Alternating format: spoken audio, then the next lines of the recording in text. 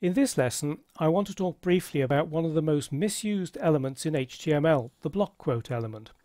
At the same time, I'd like to clear up some confusion that often surrounds these two icons in the center of the property inspector.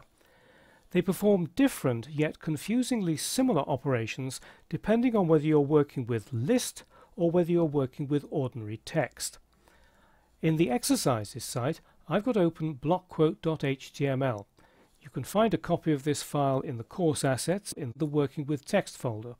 It's called blockquote begin.html. Let's go to this unordered list at the top here, and I'm going to click at the end of the first list item, press enter or return to add a new item.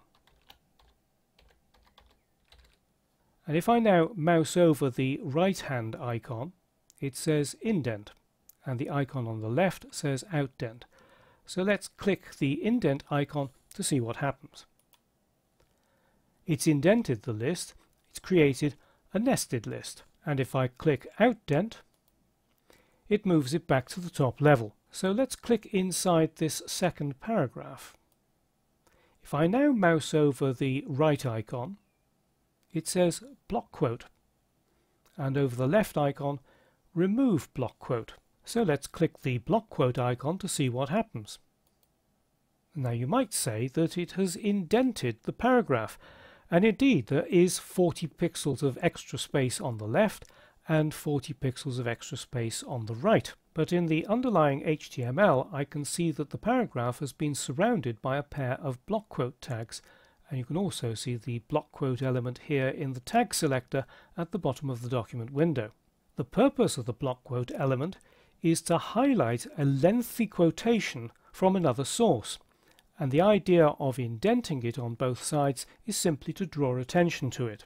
And with CSS you can in fact style it in a completely different way. It doesn't necessarily need to be indented. You can give it a background image. You can do all sorts of things with it. But let's see what happens if I click block quote again. It indents it further, and again, even more indentation. So there's a dangerous temptation to use the block quote element to indent and center text.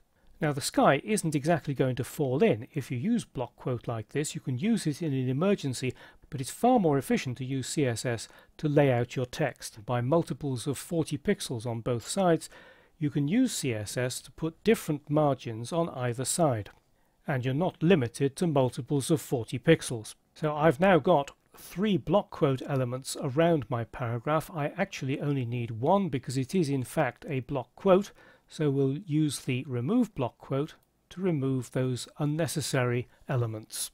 So these two icons in the center of the property inspector perform different functions depending whether you're working with a list or whether you're working with paragraphs. With lists they nest lists or move them to a higher level, and with paragraphs they wrap them in a block quote element which is designed to highlight a lengthy quotation from a different source.